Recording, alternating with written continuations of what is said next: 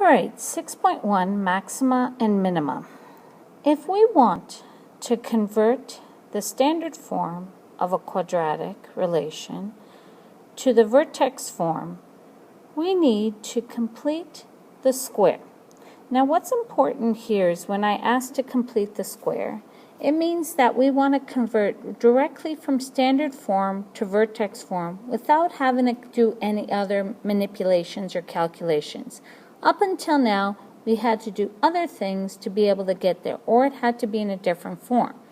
Now what we're going to see is standard form, looking at it this way, we are going to learn to convert directly from standard form to vertex form, which looks like this. Now, that means, now remember, in the last units that we've talked about, this A value is the same A value, okay? And we're going to be able to look at this and be able to go directly to this so that it allows us to graph the function, it allows us to answer maybe some questions on maximum and minimum and things like that. So this is where we're going with this. Now review.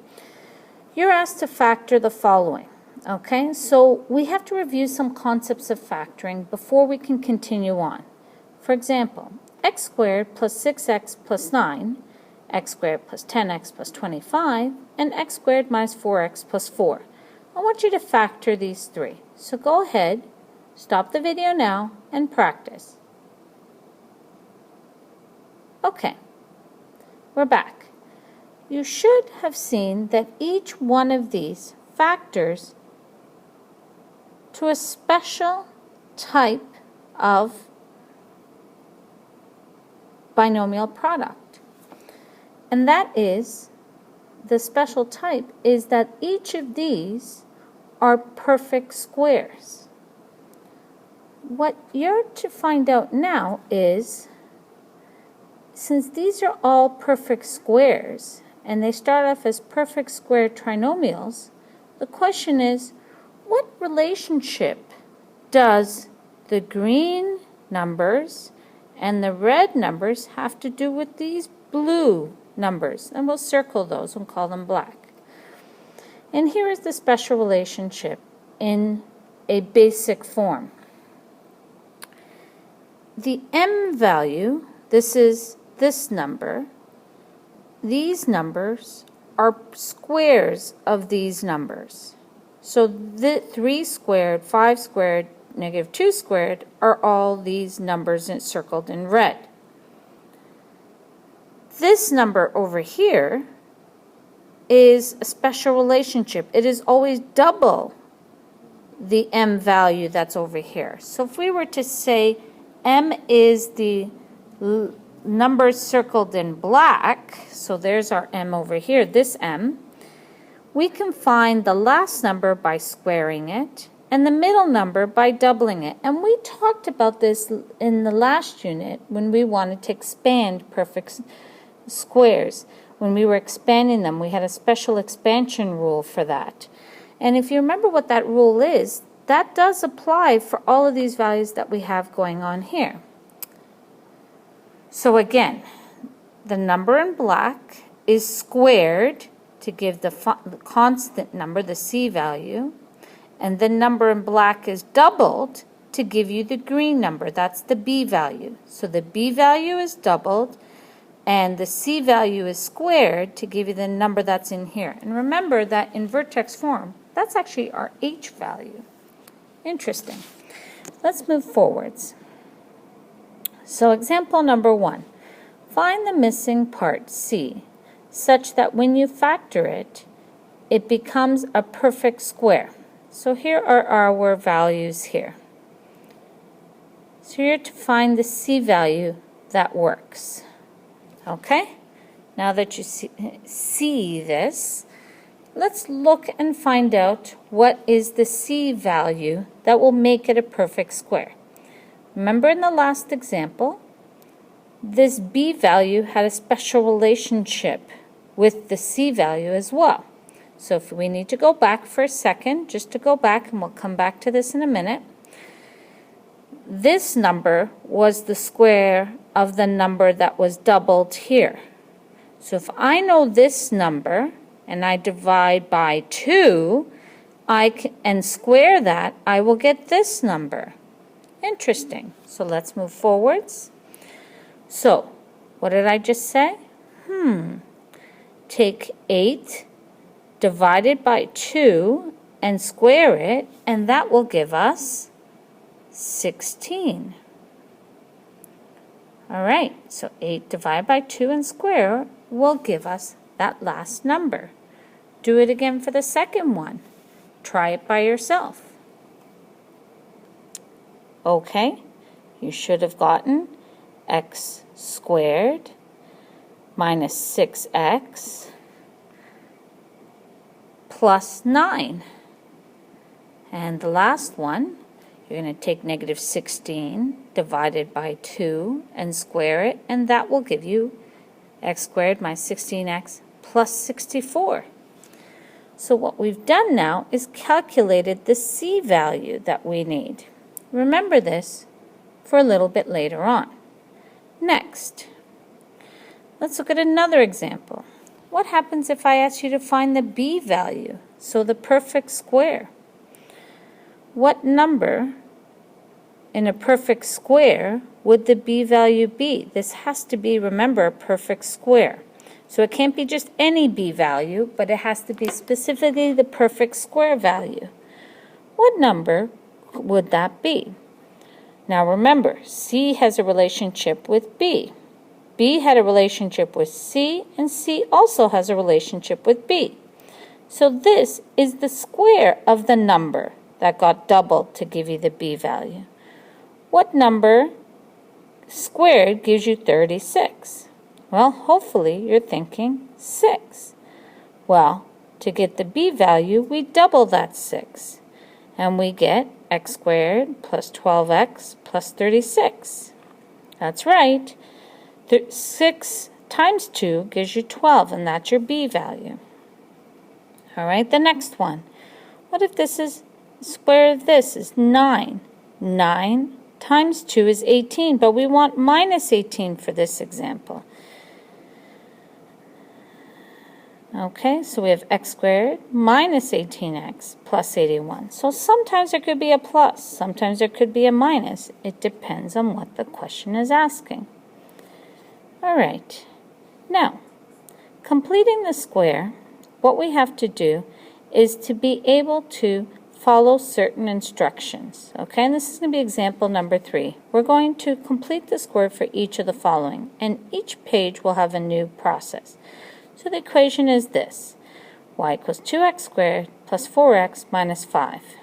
And remember, we need to convert to vertex form. That is the goal when you complete the square, is to get it to vertex form.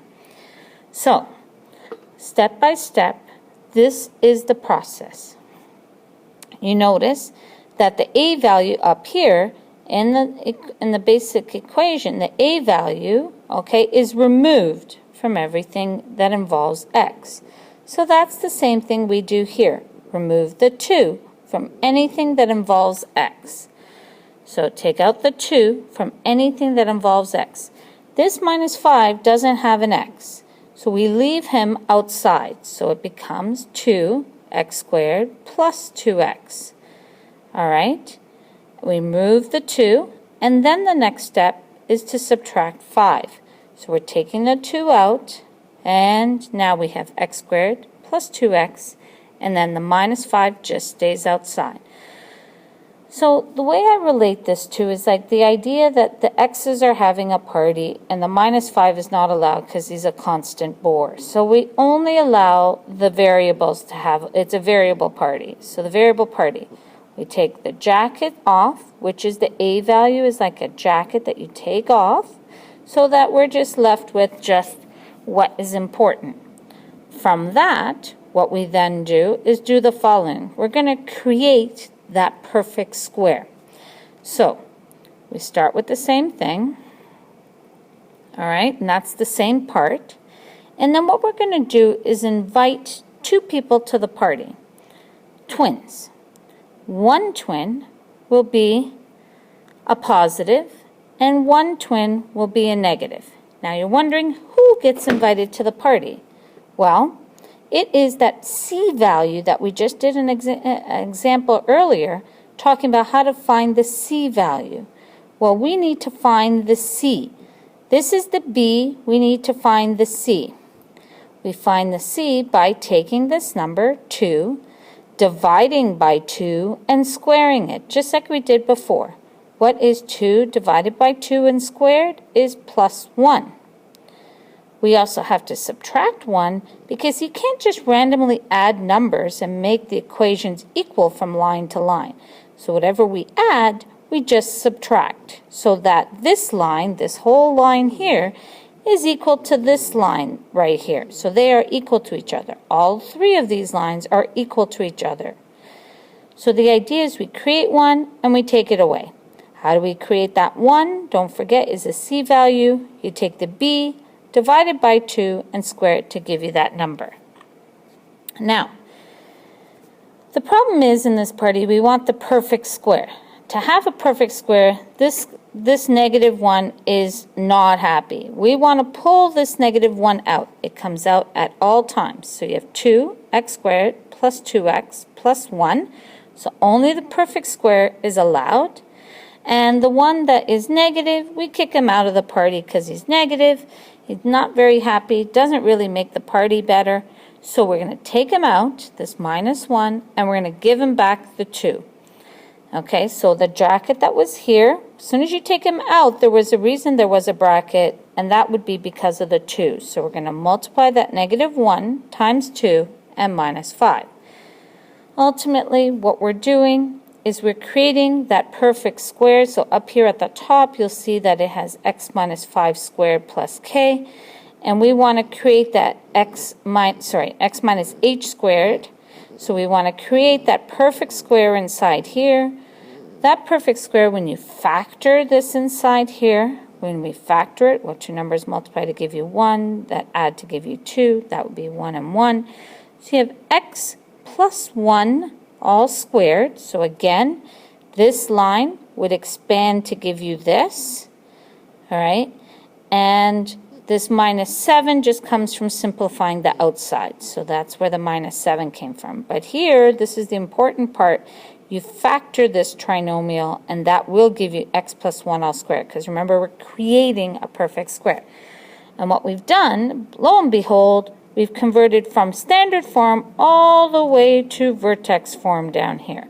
So again, you have to write your own notes about this. There is no way that can explain that to you. The first goal is to remove the A, invite twins, a positive and a negative, and how do you do that? You take the B value and create our C plus and minus, kick out the negative, and create the perfect square. All right, let's try this again. Another problem. Here we go, y equals 3x squared plus 6x minus 10. Let's go through that. First step, remove the a value, x squared plus 2x. Okay, and then minus 10 on the outside. Remove the a value. Remember, you're dividing 3 out of anything that involves x's, not the minus 10, just it's an x party, that's all. Then y equals 3x squared plus 2x. Now we're creating that perfect square, so we're inviting twins. You take this number, divide by 2 and square it. We get 1 and minus 1, remember, and then minus 10. Next step, we have our perfect square trinomial, and we take out the negative 1, multiply it by 3, and subtract 10. And finally, we get this when we simplify the expression. To get from this step here to this step, you are factoring it to a perfect square. Remember, we're creating a perfect square. That is from the perfect square trinomial right there. All right, let's try another example without having 1 as being our h value, or negative 1 being our h value. Y equals negative 4x squared plus 48x plus 1. Let's go through this one by one. Y equals negative 4 comes out, x squared, and then the plus 1. So what will come here? Remember, we're taking out negative 4, So this would become minus, and then 48 divided by 4 will become 12x.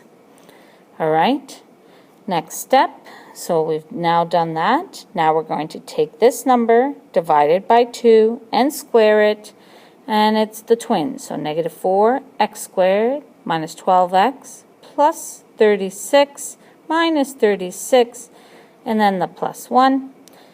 Find our perfect square trinomial, kick out the negative, okay, and then we multiply back the negative 4 plus 1, and finally you're going to have y equals negative 4 x minus 6 all squared plus 145. So we multiply this and add 1, and that gives us plus 145. All right, next one. Y equals negative x squared plus 18x minus 5. We take out a negative, x squared minus 18x minus 5, and then we take that number and divide by 2 and square it, and then we create our perfect square, multiply by negative, remember the a value, we give back the bracket, times negative 5, and you get x minus 9 all squared plus 76. So here we go again. Remove the a value. This time the a is just a negative, so we have to change the sign. Create our perfect square by taking this number, dividing by 2 and squaring it. We create a plus and a minus. We kick out the minus with the bracket, the negative 1. So we have a perfect square trinomial inside. And then negative, and then multiply this, and you will get 76. And then this will give you x minus 9 all squared. Remember that this will factor to give you this. All right, then moving forwards, another example. We have lots of examples for completing the square so that you can try it. Now the last one is the general form. How do we get from the general form to vertex form, from the standard form to vertex form? So here it is, folks. It goes through dedicated steps by the same process that we did before. The difficult part is that we are not working with numbers now. So we have a, x squared minus b over ax plus c. We divide out the a. The next step is to create the perfect square, the twins, which is b over 2a squared, b over 2a squared, plus c. So we add a plus and a minus. And then we have this.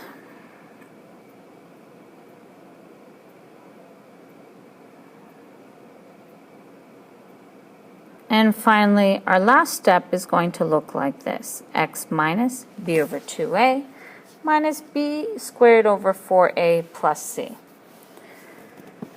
If you want to think about this b squared over 4a plus c, we could actually rewrite that for a second. I'm just going to rewrite it just a little bit differently to remind you of how to get that value. It will always be minus b over 2a, okay, squared, times the a value. It will always be that. So that whole step that you have up here, okay, up here in this section here, will always be that. So you will always have this number that's inside the bracket with the square. It's always that number, squared, times the a value. And if you wanted to go literally from this step right here, folks, all the way down to this step, I would be okay with that actually. To go again from this step, you still have to show me this step. This will be important. But you could go right from this step all the way to this step right here. And I would be fine if you chose to do it that way. All right, next that we're going to look at is an example that involves some sort of question. Find the minimum or maximum on the parabola. Here we go. So here's our equation, and I want you to find the minimum or maximum point on the parabola. What does that mean, minimum or maximum? Well, hopefully you're thinking, well, that's either the highest or lowest point. To be the highest or lowest point, you need to be a point on a parabola, a special point. That special point is known as, that's right, the vertex point. So we need the specific vertex point. So that means we have to convert this to vertex form. So we take out the a value, that's right, we're taking out the a value, and now what we're going to do is convert it to this form. That's right, we're inviting twins, creating our perfect square situation, timesing it by a, and taking out the negative, times it by a, and simplifying. So, I want you to understand that in this point here, it means it's in vertex form, but we still have to answer the question. So we have to go back to the question and say, okay, what is it asking me as my final statement? It wants the minimum or maximum point. So we need to know whether this is a minimum or maximum. Looking at the a value, this tells us that the graph opens, that's right, it opens down.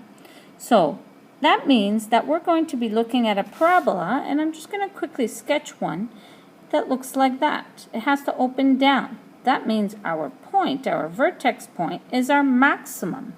So because the a value is less than 0, the maximum point is going to be, well, the coordinates are, let's look inside. Inside is -3 and outside is 40. So -340 is our maximum point. Okay, moving forwards. Example number 5. You're asked to complete the square, then write the coordinates of the vertex. Okay, looking at the equation, sketch a graph for the relation using the vertex, axis of symmetry, and 2 other points. So that's what you're to do next. So take some time and try this by yourself, and then start the video once you've done some of this work. All right, pause it now. All right, welcome back. So, first step, complete the square. Y equals 2x squared plus 12x minus 3. Remove the a value. Invite twins to the party. Kick out the negative.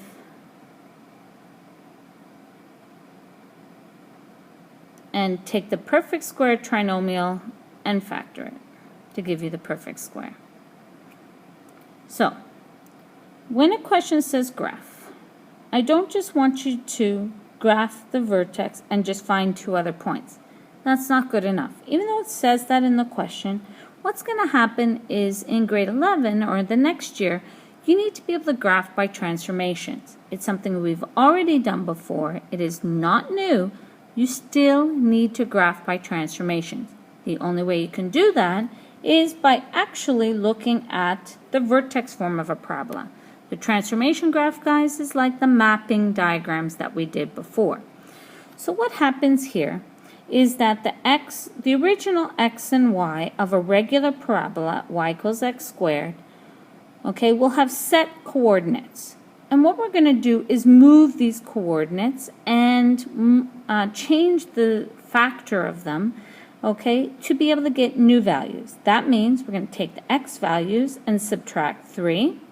And then we're going to take the y values and multiply them by 2 and subtract 21. That's what happens here. Multiply them by 2, subtract 21, and x minus 3.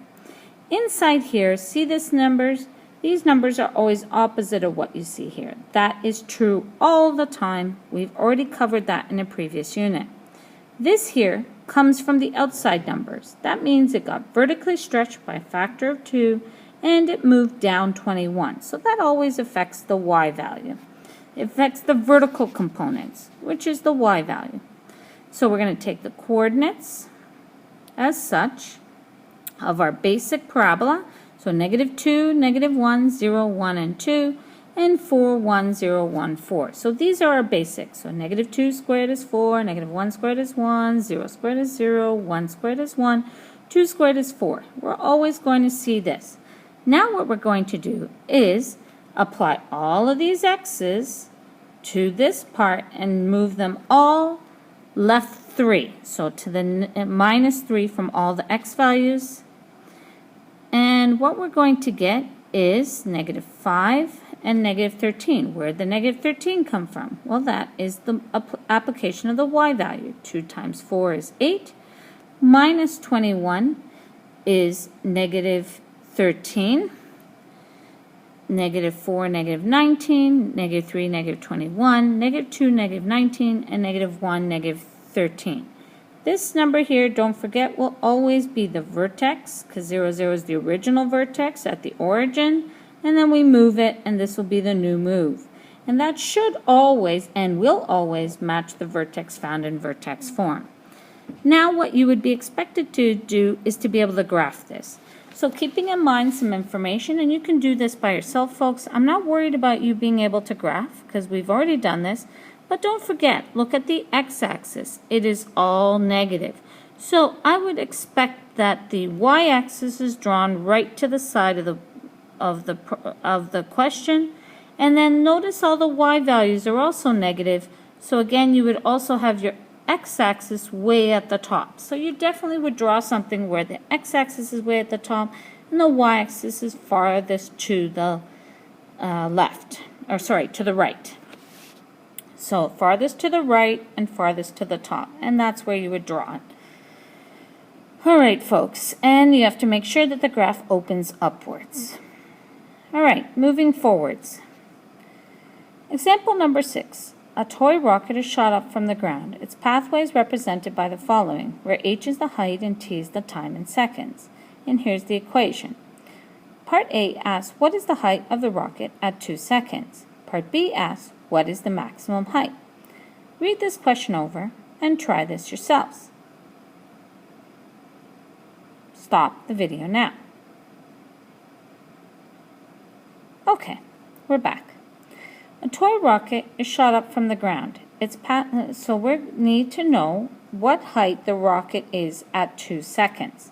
Well, easiest way to do that is, let's look at the problem. This is exactly what the problem is saying. You have time going on here and the height of this rocket and the height that it travels during that time.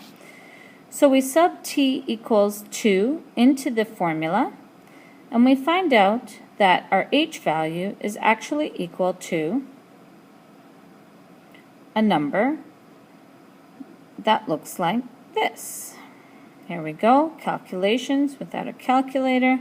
That's not a necessary step, folks. You would type in your calculator, you get 141. So therefore, the rocket's height is 141 centimeters high at 2 seconds. Okay? Now, let's do part B. What is the maximum height? So, when I'm asking for maximum height, I'm asking for what is the vertex. So we need to convert this to vertex form. And to do that, we divide out the a value. We find out that the h and k are going to be a certain number. So again, you complete the square just like you normally do. I'm not going to go through and explain each step because at this point you should be quite familiar.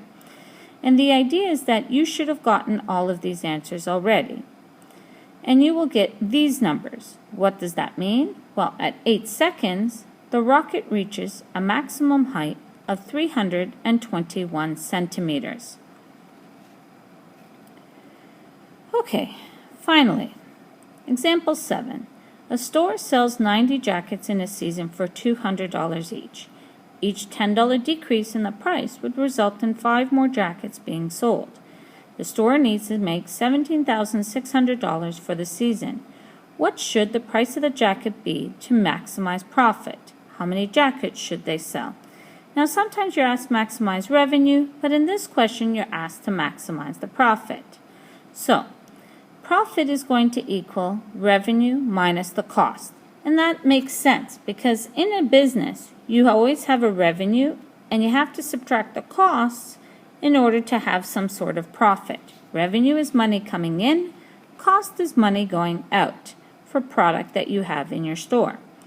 So, revenue is calculated by determining the number of items you have, and you multiply those number of items times the price that you sell it for. So in our case, we have $90 items at $200 each. And something happens to the revenue. We're going to subtract the price of the actual item, which will be $10, but we don't know how many times we're going to take out $10. Maybe we have to do it twice, maybe 3 times to maximize our profit. So the idea is we're reducing our price by $10. To reduce our price by $10, we need something happens to the number of items. Well, you all know that if price goes down, the number of items sold goes up. So our price of reducing $10 increases the number of items sold by 5. So now we're going to sell, let's say we sell for $190, we're going to sell 95 jackets. If we sell it for $180, we're going to sell 100 jackets. So the idea is that the number of items goes up as the price goes down. And the reverse can be true as well. If price goes up, the number of items sold goes down.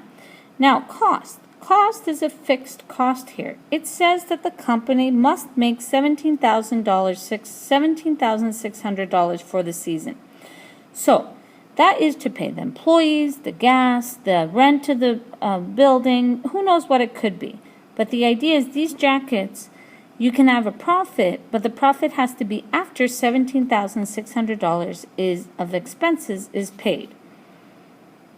So we let X represent the number of $10 price decreases. And that's what we have to do. We have to do a let statement to say, okay, my X represents the number of $10 price decreases. So the price is going to go down a certain number of times, and that's what we need to know, how many times it will do it. So the number of $10 price decreases. Not $10 price decreases, but the number of times we're going to decrease that price by $10.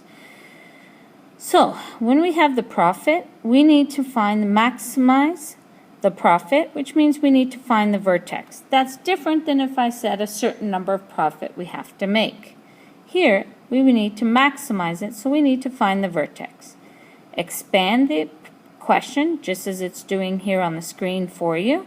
So we're expanding it out. Collecting like terms, that's the red and the green. We collect like terms, and then we remove the A value, which is what we did. Take that number, divide it by 2, and square it, plus or minus. That's the twins part. Get rid of the negative, and we end up with a perfect square trinomial on the inside.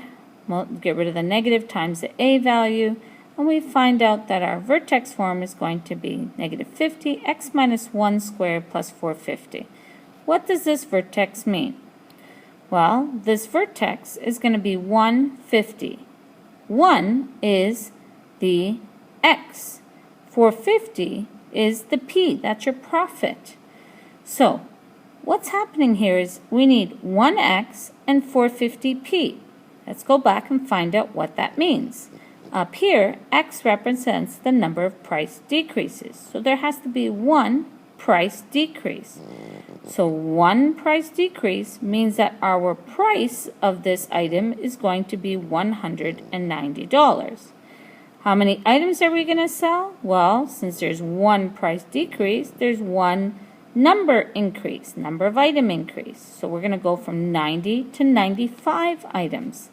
And that's what we write in our therefore statements. The jacket should sell for $190 and the store will sell 95 jackets in total, because that is what the question asks. It says, what should the price